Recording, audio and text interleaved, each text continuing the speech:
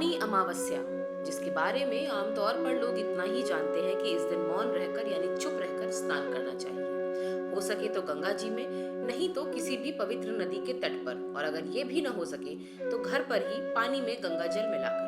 मगर मौनी अमावस्या का आध्यात्मिक पक्ष इससे कहीं ज्यादा गहरा है। ऐसा मानते हैं कि इसी दिन यानी माघ मास की अमावस्या को ऋषि मनु का जन्म हुआ था, इसलिए ये तिथि मौनी अमावस्या कही गई। इस बार ये तिथि 29 जनवरी को पड़ रही है और इसी दिन प्रयागराज में चल रहे महाकुंभ में दूसरा अमृत स्नान भी होगा। अब बात करते हैं मौनी अमावस्या के महत्व की। धार्मिक मान्यताओं में इस तिथि को बेहद महत्वपूर्ण माना गया है। ये दिन गंगा स्नान, दान और पुरखों की पूजा को समर्पित होता है।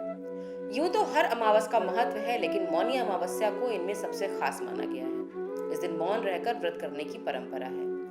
आत्म संयम और मानसिक शांति के लिए इस दिन मौन व्रत रखा जाता है। शास्त्रों के अनुसार मौन व्रत से व्यक्ति की आध्यात्मिक उन्नति होती है, वाणी की शुद्धता और मोक्ष की प्राप्ति भी संभव है। ये व्रत आत्मिक शांति और साधना में गहराई लाने का एक सशक्त माध्यम है। अब आपको बताते हैं कि इस व्रत के नियम क्या हैं। इस दिन ब्रह्म मुहूर्त में गंगा स्नान करना चाहिए। गंगा स्नान संभव न हो तो पवित्र नदी के जल से स्नान करना चाहिए। पूरे दिन मौन रहकर ध्यान और जप करें। व्रत के दौरान बोलना पूरी तरह से वर्जित है। तिथि समाप्त होने के बाद व्रत पूर्ण करें। व्रत खोलने से पहले भगवान राम या फिर अपने इष्ट देव का नाम जरूर लें।